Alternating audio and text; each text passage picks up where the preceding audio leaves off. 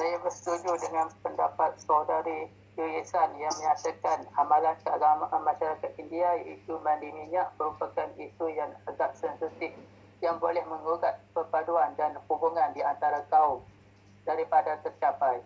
Ini kerana stigma negatif yang wujud dalam kalangan etnik yang berlainan seperti India dan China yang memperlekehkan amalan keagamaan ini merupakan perbuatan orang yang tidak mementingkan kebersihan dan menjijikkan. Daripada sudut mata kaum lain, sikap pengotor yang wujud semasa aktiviti keagamaan tersebut melalui amalan mandi minyak yang agak mencomokkan muka dan berbau minyak gas yang berlebihan menyebabkan mereka tidak berkawan antara satu sama lain.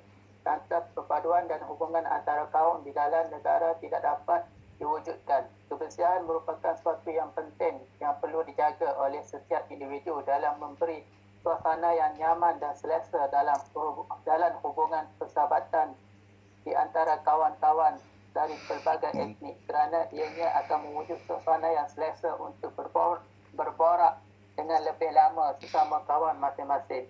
Saya juga ingin menambah pendapat saya bahawa isu keagamaan yang agak sensitif yang wujud di antara pelbagai kaum adalah penghinaan terhadap agama yang berlainan yang diamalkan oleh etnik tertentu di Malaysia.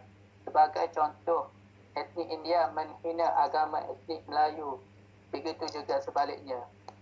Isu penghinaan terhadap agama lain merupakan unsur yang paling sensitif di antara kaum yang wujud di negara yang mempunyai pelbagai etnik dan bangsa yang mana masing-masing mempunyai pegangan dan kepercayaan agama masing-masing. Contohnya, etnik India yang beragama Buddha bertindak membakar kitab suci Al-Quran yang berlaku di Pulau Pinang menyebabkan etnik India tersebut dipukul dengan teruk oleh etnik Melayu yang bertindak mempertahankan agama mereka daripada dihina. Ini kerana Al-Quran merupakan kitab yang bernilai dan berharga untuk umat Islam yang perlu dipertahankan oleh semua umat Islam di dunia. Selain itu, penghinaan terhadap agama Islam juga tular kebelakangan ini. Apabila kaum India di negara mereka bertindak membuat kenyataan yang menghina Nabi Muhammad SAW.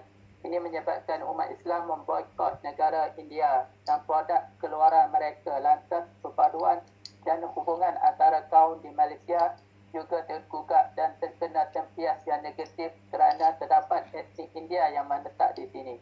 Penghinaan terhadap agama ini merupakan sebab utama isu keagamaan jika diperlekehkan selama etnik yang berbeza pegangan agama, ianya menjadi unsur-unsur sensitif yang mampu menggugat dan memecah belahkan perpaduan dan hubungan antara kaum.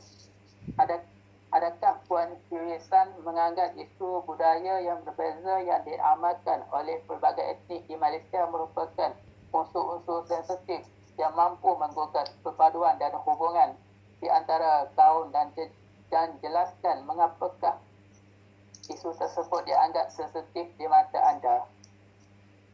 Ya, saya menganggap isu budaya yang berbeza yang diamalkan di Malaysia ini merupakan unsur-unsur sensitif yang menggugat perpaduan dan hubungan di antara kaum di Malaysia.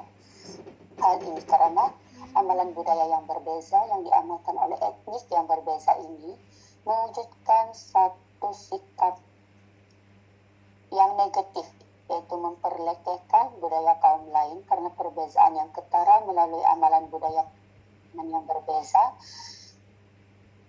di antara kaum. Contohnya, orang Melayu selalu makan menggunakan tangan dan sebahagian mereka ini makan terlalu gelojo sehingga bersepah dan berselerak meja dengan dipenuhi sisa makanan mereka.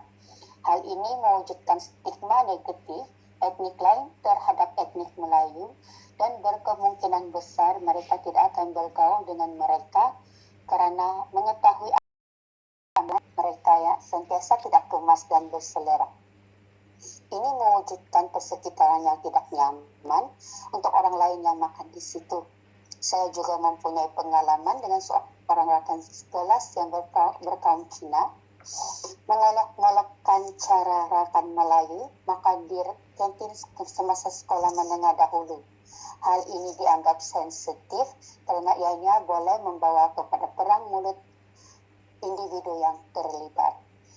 Apakah pendapat Saudara Iqmal mengenai isu amalan budaya yang berbeza yang diamalkan di antara kaum? Adakah ianya tergolong dalam unsur-unsur sensitif yang mampu menggugat perpaduan dan hubungan yang jitu dan utuh antara kaum?